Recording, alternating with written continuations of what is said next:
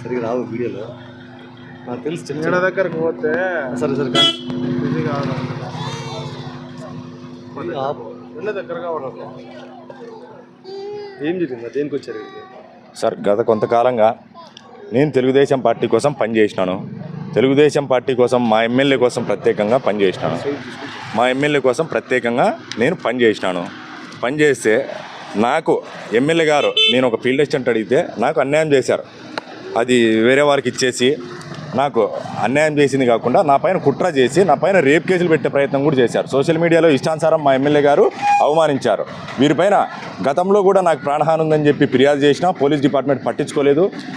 నేను ఫిర్యాదు చేస్తే అది సింగనమాల సీఏ గారు ఇలాంటి ఏవి కూడా చేయలేదని చెప్పి రిపోర్ట్ కూడా ఇచ్చిన పరిస్థితి. ఇలా ఈ రిపోర్ట్ని కూడా వీళ్ళు ఎవరు కూడా ఇలాంటి వ్యాఖ్యలు చేయలేదు.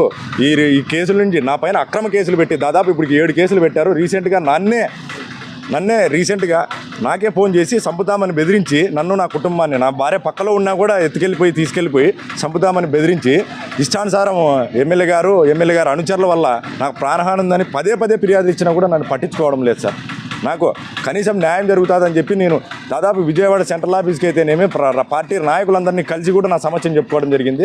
నేను ఏదైనా నా సమస్యను చెప్పుకుందాం పార్టీ పెద్దలకు అనంతపురం జిల్లాకు వచ్చినప్పుడు నాయకులకు చెప్పుకుందామని నేను వస్తే నన్ను ముందస్తు అదుపులోకి తీసుకొని అరెస్ట్ చేయడము, 100 మంది పోలీసులు సంబంధం లేని పరిధిలోకి అనంతపురం జిల్లాలో నాయకులు వస్తే సంబంధం లేని పరిధిలోకి సింగనమాల నియోజకవర్గంలోని పోలీసులు పిలిపించి అరెస్టులు చేయించడము, నన్ను నా కుటుంబాన్ని చంపుతారని గతంలో కూడా ఎన్నోసార్లు నేను చెప్పినా కూడా పోలీస్ డిపార్ట్మెంట్ పట్టించుకోవడం లేదు. నాకు ఎమ్మెల్యే గారితో వాళ్ళ అమ్మగారితో కూడా ప్రాణహాని ఉంది, వాళ్ళ బంధువులతో వాళ్ళ అనుచరులతో కూడా ప్రాణహాని ఉంది, నా కుటుంబానికి కూడా ప్రాణహాని ఉంది.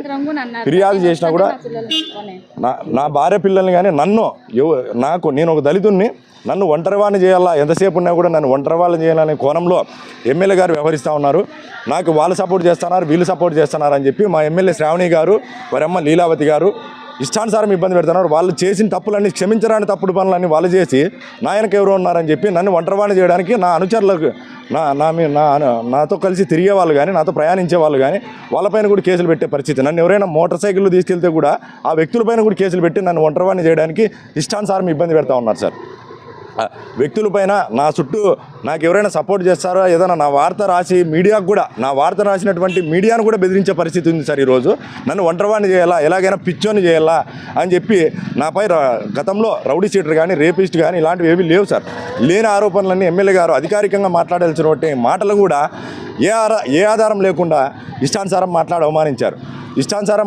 అవమానించారని చెప్పి నేను ఇవన్నీ నా పిల్లలకు రేపు పొద్దున వారు ఎవరైతే నేను రేప్ చేశానని చెప్పారో నేను